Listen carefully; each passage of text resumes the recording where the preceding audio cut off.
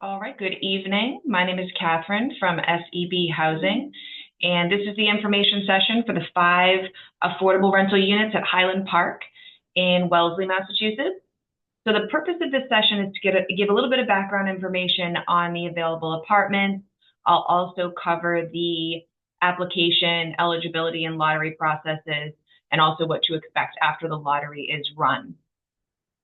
So if you're watching this after the fact and you have questions for us, you can email us at info@sebhousing.com. That's the quickest way to get in touch with us, and we'll be able to help you out. So just for some background information on who we are. So SEB Housing, we are an off-site affordable housing consulting group. We're not the on-site management team for the building at Highland Park. We've been hired by the developer to market the affordable units, conduct this information session, gather and review applications as they come in for this lottery, and determine an applicant's eligibility in order to then eventually run the lottery. So in the initial phases of this process, we are your main point of contact rather than the management office. But then further along in the process, you'll be put in touch with the management team or the leasing office over at Highland Park. So there's a few steps in this process, the first being to apply for the lottery. So once you've been found eligible for the lottery, you submit your application, you get a email from us confirming that you're going to be in the lottery. During this time, we'll be able to answer any questions you have on the application itself. We'll run the lottery. The second step in the process is that you'll be contacted by the leasing office for your lease eligibility screening. So the folks over at Highland Park will be doing your lease screening to confirm that you are eligible to rent at their property. So that might include a credit check, rental history check, background check, that sort of thing that you might be familiar with from renting elsewhere. And then the third step in the process is once you've been approved by the leasing office and you've been found to be lease eligible, you'll then be directed back to SEB Housing so that we can confirm your eligibility for the affordable housing program. And that is when you'd need to submit your income, asset, and tax documentation to us. To apply for this lottery, you don't have to submit supporting documentation. You just need to complete the application to show that you're interested and to self-report your income. So if you haven't already, we encourage you to go on to our website, so sebhousing.com. If you click on affordable housing opportunities and select I want to rent, there is a page specific for Highland Park. And there's a downloadable version of the application and information packet, but there's also a QR code and a jot form link to the online application. So we encourage you to complete this lottery application online if you can. And that's because it's the quickest way to apply and ensure that your application is received right away. So once you've submitted the online application, you'll receive a confirmation email. If for any reason the online application is not an option for you, you can download the lottery application or request a paper application from us. And that can be delivered to us in one of several ways, by email, fax, dropping it off at the office. So all of those options are listed on page 1 of the application if you're filling out a paper application.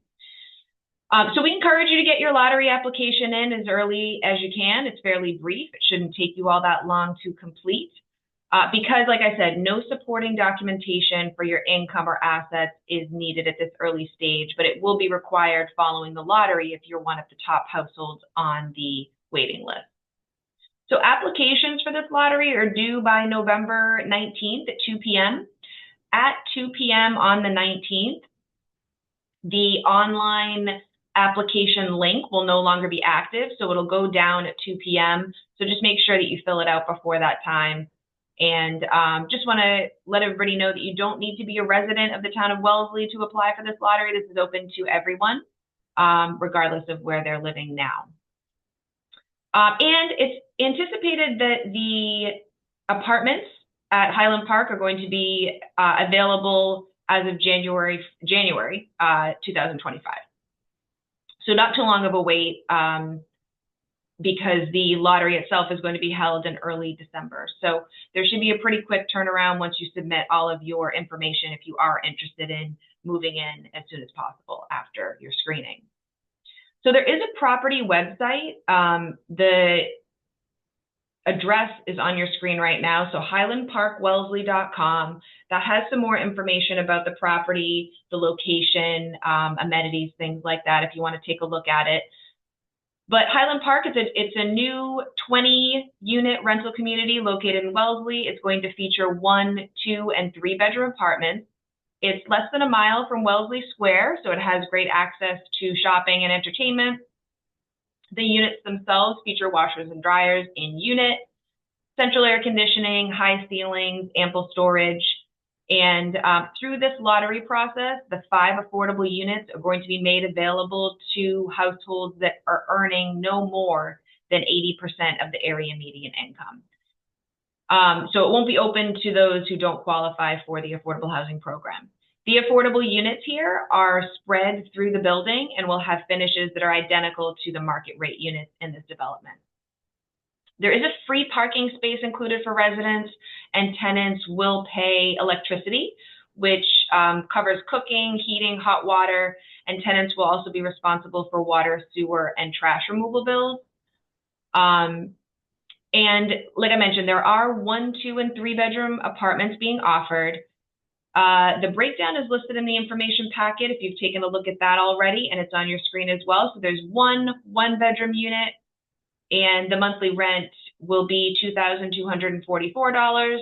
There are 3 2-bedroom apartments with a monthly rent of $2,611, and there's 1 3-bedroom apartment with a monthly rent of $2,944. The 1-bedroom unit is built out for persons with mobility impairments as well as those needing features for hearing impairment. So just wanted to let you know that as well. And the affordable units were selected and approved by Mass Housing. So they're representative of the building as a whole. They're not the smallest units. They're not all in one location, crammed in a corner or anything like that. They're not identifiable as affordable in any way. And the affordable rent amounts that you see are not set in accordance with a applicant's income. So it's not like a subsidy program where the rent share that you have or the rent amount fluctuates depending on what your income is. These are set rents, they don't change. For this housing program, the rents are set using a formula that's based off of HUD, which is the Federal Housing and Urban Development area median income. So Wellesley falls in the Boston area, and it's based off of those area median incomes. The rent may increase once per year when the AMIs increase. Rents would never change in the middle of your lease though. So if you sign a lease for January 1st, 2025, your rent couldn't change until at least January 1st, 2026. So in terms of eligibility, who's eligible for these affordable housing units? There's 4 eligibility requirements that are listed on page 7 of the information packet if you have that.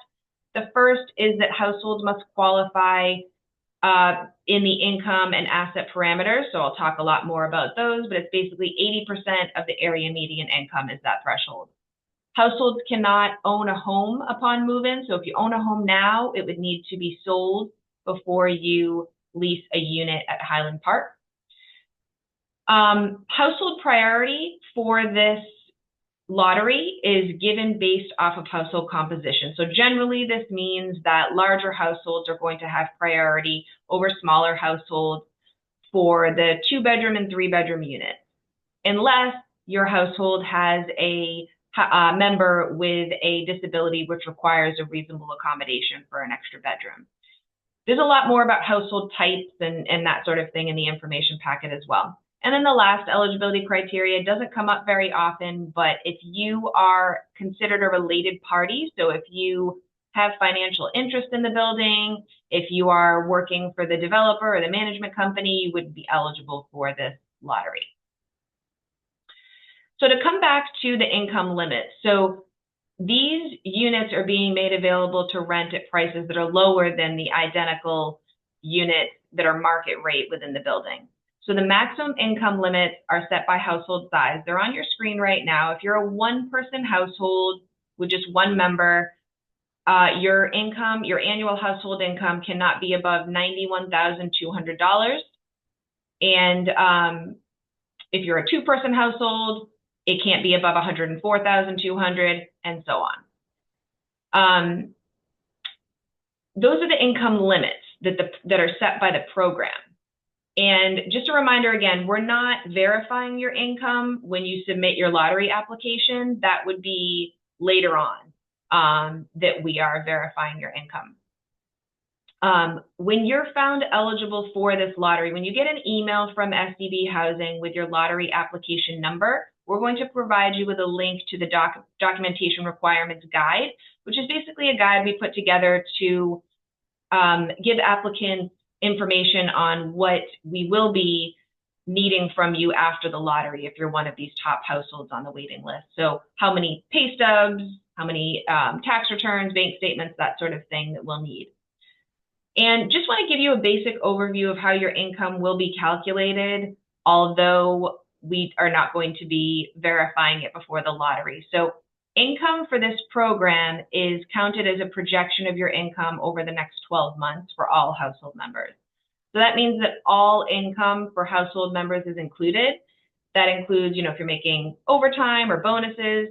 The only exceptions to this are that minors, so anyone under the age of 18 in the household who's earning a wage, we're not going to count their wage income. And also dependent full-time students, we would only count the first $480 of their wages when we're determining your total household income. The program does require that SEB Housing counts the gross income, not net. So the amount that you make before taxes, although most of us are not taking home the full amount on our pay stub because of insurance premiums and taxes and all of that. But it is the gross income that we need to take into consideration when we're determining your income eligibility for this lottery. And then how we calculate your income or how we estimate your income for the year is not one size fits all. So everyone's income circumstances are unique, obviously. And some applicants are going to have a weekly salary that's very consistent throughout the year. But then there's other applicants who are self-employed. You might be working seasonally. And in those circumstances, we may need to look further into the past to be able to anticipate what your income is going to be for the next 12 months. And then specifically for households who have self-employment wages, you're going to need to complete a profit and loss statement and provide supporting documentation for your business. So if you're self-employed, your business expenses are taken into account. But if you're not self-employed, if you're working and receiving a wage but are not self-employed, unfortunately, it is the gross income that we need to count. So if you are looking for a deduction for car payments or insurance payments or anything like that, we're not able to take that into consideration. So when you're filling out your application, just make sure that you are listing all income sources coming into the household. So not just wages, but if anyone in your household is receiving Social Security benefits, a pension, unemployment, child support, that sort of thing. And then just to go back to this slide, there is no minimum income for the affordable housing program. However, most management teams, including the team at Highland Park, want to be sure that all tenants can afford the rent, regardless of whether or not they're renting a market rate unit or an affordable apartment. So the management company has set a minimum household income equivalent to 2.5 times the monthly rent. So those amounts are listed here for you. If you're looking to rent a one-bedroom apartment, you need to make at least $67,300 per year, and you can't make above whichever of these numbers is applicable to you. So if you're a one-person household looking to rent a one-bedroom unit, you would need to make between about $67,300 and $91,200 to qualify. It's going to be the management team's decision as to whether or not your total household income is adequate, because you can see here it says approximate minimum income. So you might have a large amount of assets that you're able to, liquid assets that you're able to access to pay your rent. And so you'll be speaking with the lease team over at Highland Park. If you think that you might be just slightly below the amounts here, you may still qualify based off of their criteria. The only exceptions to the minimum income are households with Section 8 or mobile housing vouchers. So if you have a mobile housing voucher, you can disregard these approximate minimum incomes because they won't apply to your household because your housing agency will be picking up part of your rent as part of your subsidy. And so if you do have a housing voucher, you want to check in with the agency that issues your voucher to confirm that the rents should be okay, not too high for the payment standard or maximum rent for your voucher program. Because it's better to know sooner rather than later if these rents are completely out of the question based off of your subsidy. But I imagine in the Boston area, if you have a voucher, these probably will work for you. In terms of assets, so there's no asset maximum or limit for rental opportunities. So you might have a significant amount of assets in the bank account. Maybe you're retired. You'll still be eligible for the lottery, and we still will need to collect information related to your assets, although there is no limit. And the reason for that is because if there's income generated by your assets, we need to know that to be able to confirm your income eligibility. We won't need, and when I'm talking about assets too, it's not just bank accounts like checking and savings accounts, but also the net cash value of any retirement accounts you have, Venmo, PayPal, stocks and bonds, that sort of thing. We don't need documentation related to personal assets like cars or jewelry though. If you have any questions during this session, please let me know. I'm going to move on to lottery eligibility now. So as I mentioned earlier, if you're interested in applying, you should do so as early as possible just to get the process started. I also want to mention too that if you are interested in applying for more than one unit size, so for example, if you think you might be interested in both a 2-bedroom and a 3-bedroom, you should indicate that on your application and select both of those unit sizes. There's really no downside to doing that, but there is a potential downside if you don't indicate that you might be interested in both unit sizes, because we anticipate there's going to be a lot of interest for this lottery. So you don't want to find yourself, at the bottom of a 3-bedroom waiting list when you could have just applied for that and hopefully had been further up the list if you were part of the lottery for that unit size. So indicate however many unit sizes you're interested in on your application. When you submit the lottery application to us, if you submit it by the online application link, you're going to get an immediate response confirming that your application was received. That doesn't mean we've reviewed it yet. That's just an auto response. But then you will receive, I think 1 to 2 weeks later, you will receive a email from info@sdbhousing.com with your actual application number. If you're found eligible for the lottery, that email is going to have your application number in the form of a series of numbers. That's the number that's going to be drawn in the lottery. Your name will not be called during the lottery or anything like that, so the number is meant to be an anonymous identifier. It's not a ranking of any sort, it just corresponds to the order in which we received your application. So if you were the very first person to submit a complete application for Highland Park, your number would be A.001.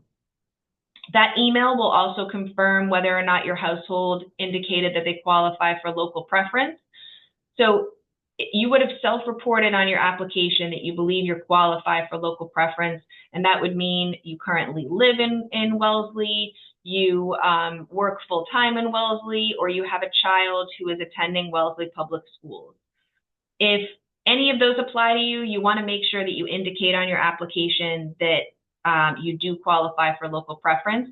You will need to submit verification of that after the lottery, but not in order to get into the lottery. Some of the affordable units at Highland Park are going to have that local preference, which means that local preference households will have priority for those units when compared to households who don't have local preference. There's more information about that in the information packet, but like I said, that should not deter you from applying for this lottery if you don't qualify for local preference, both because we don't know how many people are going to have local preference that apply, and because not every unit has that local preference. That email that you get with your lottery application number is also going to confirm the bedroom sizes for which you applied, and it's going to confirm whether or not you indicated that you needed a disabled accessible unit. So make sure that you review that email closely to make sure that everything appears correct and that no information looks like it maybe doesn't belong to your household. And like I said, that documentation requirements guide will be attached to the email that you receive with your lottery application number. So that guide is going to walk you through what sort of documentation you should start to gather for after the lottery, just in case you're one of those top households on the waiting list and will be moving forward to lease eligibility and final eligibility with SEB housing. If when you submit your application, you're found to be ineligible, so maybe you're over income, under income, you'll be informed by email, and we encourage you to contact us with any questions. If you think you might have filled something out incorrectly, or if you have any just questions on why you were denied, please let us know right away. On your application, you will have indicated your household type, so either 1, 2, or 3. In some cases, smaller households can apply for larger units, but in general, larger households will have priority over smaller households. The information packet, like I mentioned, talks a lot more about household type and the priority on the waiting list. But just for an example, a type 1 household, which might consist of 2 adults who share a bedroom, they can apply for a 2-bedroom unit. But all type 2 and 3 households will have priority over that type 1 household on the waiting list. So that means that the larger households usually will have priority on the waiting list over type 1 households when we're talking about larger units like a 2 or 3 bedroom. And then please keep in mind too that 1-bedroom households can't apply for 2-bedroom or 3-bedroom units unless a household member, or I should say a 1-person household cannot live in a 2-bedroom unit, and a 2-person household can't live in a 3-bedroom unit unless a household member has a disability that requires that extra bedroom. All right, so the lottery itself is going to be held on December 3rd at 6 p.m. It'll be held virtually just like this session via Zoom. And given the large number of applicants we're anticipating for the lottery, it's going to be held digitally, meaning that the lottery numbers will be randomized on the screen. It will be screen shared with you, just like these slides are being shared here. And you'll see the results via this screen share. Every lottery number is going to be included in the lottery drawing. So sometimes when you think of lotteries, we think, okay, if there are 5 units, SEB housing is going to draw 5 numbers, but that's not how these lotteries work, because the purpose of the lottery is to establish an order for the waiting list. So while in general, it is going to be more beneficial if your number is called early in the lottery, it might not necessarily be the deciding factor on whether or not you'll be moving forward to lease one of these units, because we still need to sort the results onto the waiting list.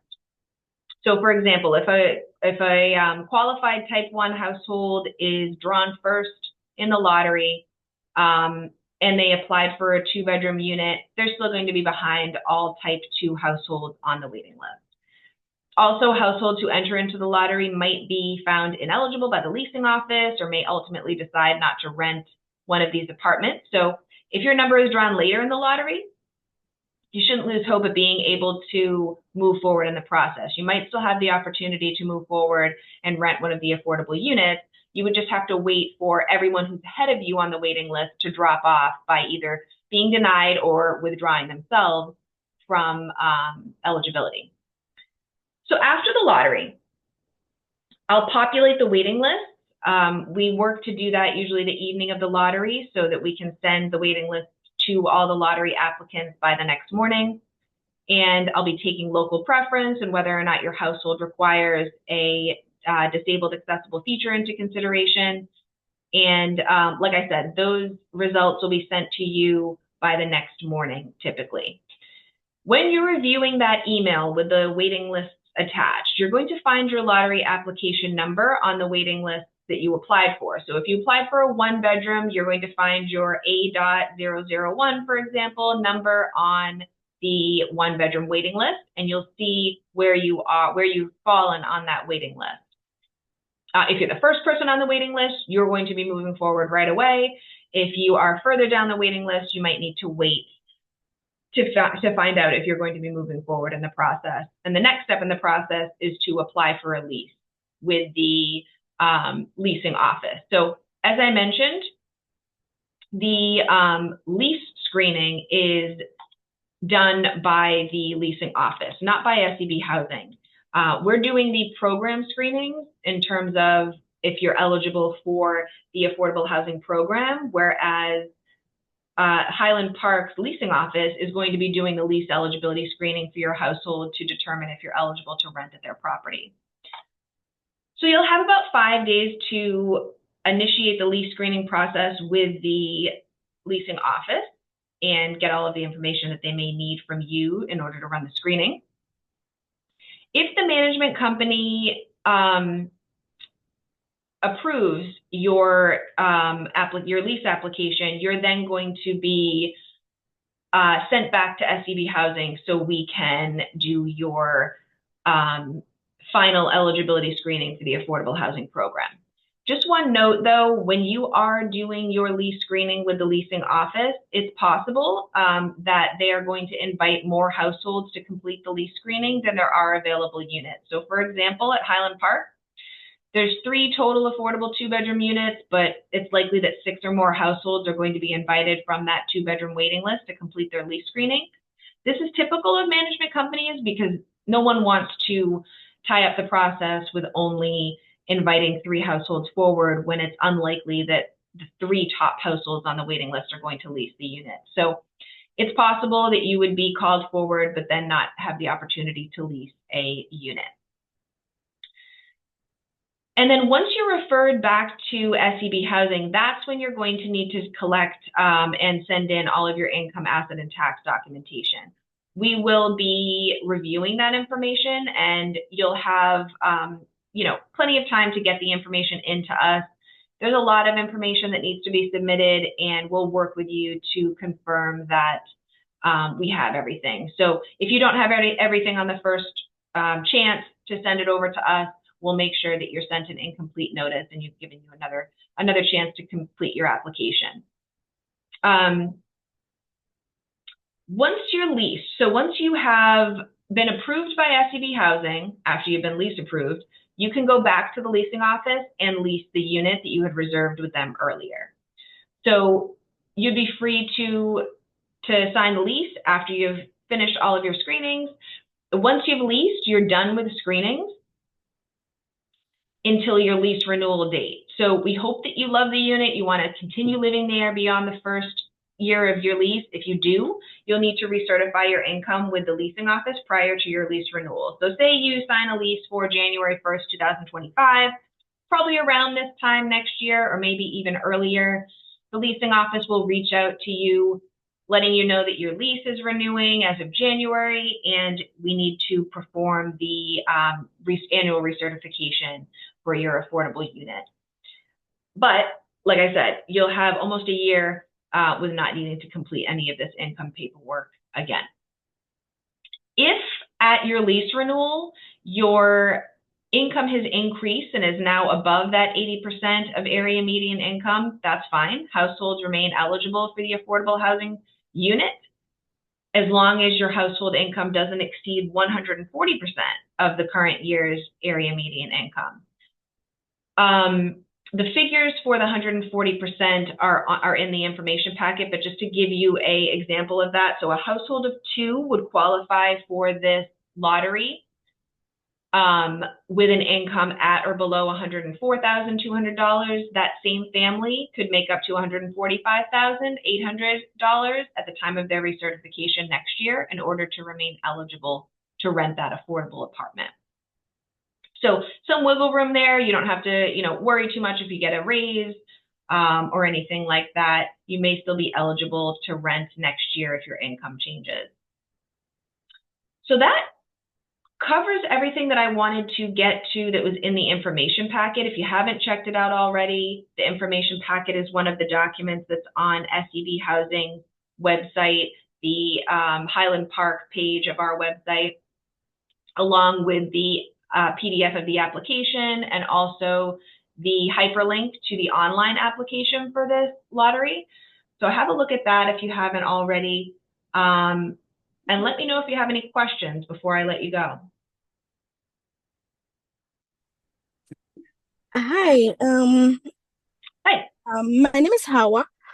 Yeah, I want my question is, um, I saw a question that said, do you plan to go to school like full time to become a full time student? Mhm.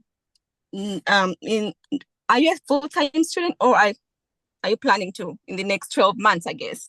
However, right now I'm not a full time, but I'm thinking of it, but I haven't yet decided, or I'm working on applying, Right. but I've not decided yet. Right. I might not Right. start within, but I don't know. So what would be the best answer in that scenario? So when you're filling out your application, I would just select no, I'm not a full-time student at this Okay. time. And then if you are one of the top households on the waiting list and we need more information from you Mm-hmm. based on your student status, you could let us know at that point. If you were going to be the head of household, it doesn't matter if you're a full-time student. We still need to count any income that you have. So that's kind of why it's asking. But yeah, for now, I would say when you're filling out your lottery application, you can select no. Okay. Yeah. And what if another question is, my son is in, like, he's in IEP. He's not yet diagnosed yet. Like, I would say it's not yet documented. Yep. However, like the school psychologist, and then during the reevaluation for his IP, Mhm. it was documented, and I was told to present that to his provider, who already knows. He had a few sessions with the psychologist from the doctor's office, Mhm. and my question is, in that for that question of disability, Yeah. um, like, is he considered a disabled person? Like, and me myself, I also have um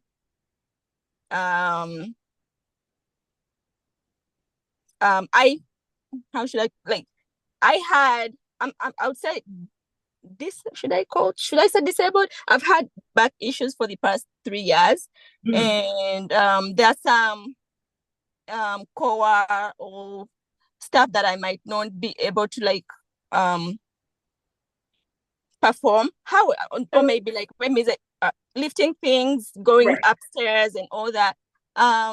But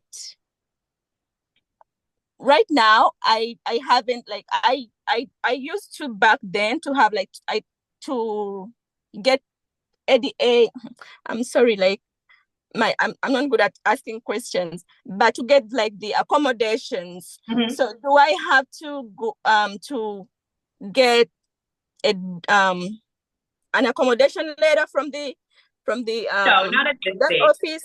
Not at Okay. this stage. So what you would do on your lottery application, if you think there's a reasonable accommodation that your household would need, Mm, so when they're asking on lottery applications for apartments or for this lottery, what it's mm, trying to get at is, mm. do you need, a first floor unit? Do you need grab Oh, bars okay. in the grab bars in the shower? Do you need an Mm, accessible unit? If you don't need a mm, handicap accessible unit or a disabled accessible unit, you would mm, indicate yes or no for that.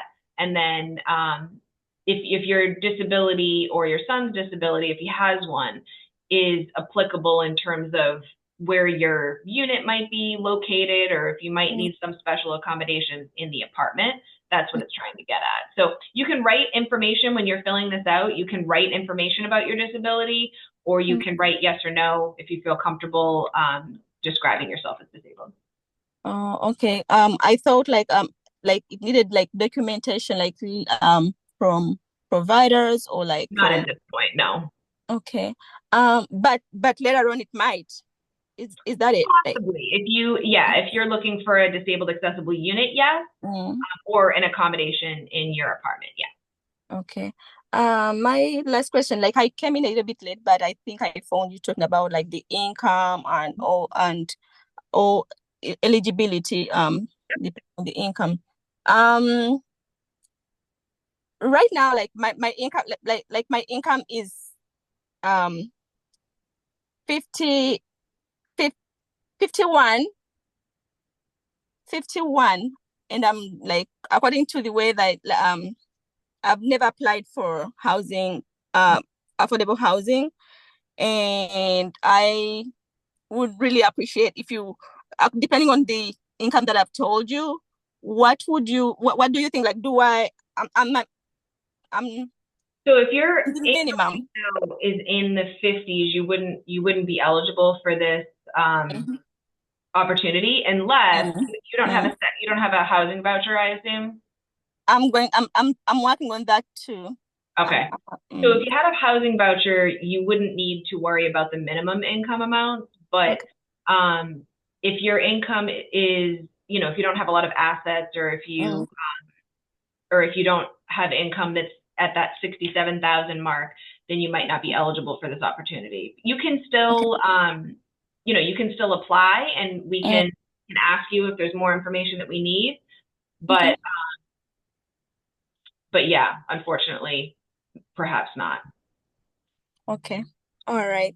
Thank you so much. I guess that's it for now. Yeah. Okay, Um, yeah. Any other questions, oh, just let us know at info@sdbhousing.com, or the number that's here as well. We're available. And then I have one other person here who's logged on and says they have a question. So Susan, you can either unmute yourself and ask a um, question, or you w- can just let me know. I forgot to ask. So this session, like you're from the Highland, like you came, you met with us on behalf of the Highland Park Apartments, or from the same housing. So my work with SCB Housing, and we are representing the owner. So Highland Park hires SCB Housing as a consultant to run the lottery and screen applications and all of that as their lottery agent. Okay. Okay. All right. Thank you so much. I appreciate it. Have a good night. Good night. I have a question. Sorry. No problem. Um, that's me. I was just wondering, I think you answered the question though. On the flyer, it didn't say if it was the subsidized, meaning rent wouldn't be more than 30% of income. Yeah. So It's not, no, right? it's not Yeah, subsidized. that's what These I thought. are set rents. So it's not like a housing voucher where the rent fluctuates depending on what a total household income is. If you have a Section 8 voucher or a mobile housing voucher, you're only ever going to pay 30% of your income towards rent. But this is a separate affordable housing program. So the rents that you see in all of the information are set. That's so that's what I thought. Um, Learning about the different things, but if I even had a voucher, I wouldn't be able to do this because rents are what you see here for one bedroom, 2244. Is So that what you're saying? yep, 2244 is the one bedroom amount. Of a housing voucher likely would cover that in the Boston area just because rents are so high. So I wouldn't be surprised if a one bedroom voucher in especially Wellesley would cover 2244. So if you have a housing voucher, you can talk to the housing agency about that. But if you don't have one, this amount would be your responsibility. I get it. You answered the question. Got it. Thank you. No problem. All right, have a good night, everyone. If you have any other questions, like I said, info@sebhousing.com, or if you're watching this after the fact, if you have any questions, go ahead and shoot us an email. Can I see the other previous slides? Just Sure, yeah. So this yeah, is, because that one. that's just information. Most of this is on the info packet. And then, yeah, all this information. You got it. Thank you. Yep, no problem. All right, have a good night, everyone. Bye now.